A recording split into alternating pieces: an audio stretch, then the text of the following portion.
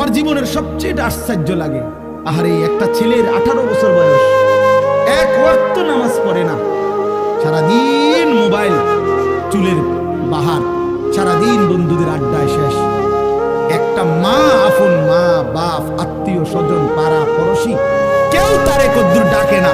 কিরে বাবা, একটা ছেলে ভাইবো ভাইয়া, তোমারে শুধু বলি, তুমি একটাবার ইনসাফের সাথে ভেবে দেখো, তুমি প্রতিনিয়ত গুনাহ আর অশ্লীলতার মধ্যে ডুবে যাচ্ছ, কেউ তোমারে কদ্দুর ডাকেও না।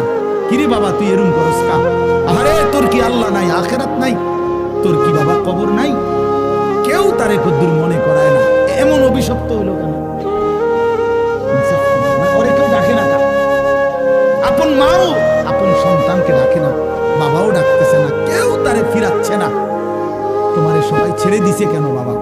এর মূল কারণ মনে রাখেন, ছেলেরা বাপ মনে রাখো, যার উপরে আল্লাহর লানত পড়ে, খোদার লানত, তারে গোটা সৃষ্টি ঘৃণা করে। তোমারে আর কেউ পছন্দ করে না, এজন্য কেউ তোমারে আর ডাকে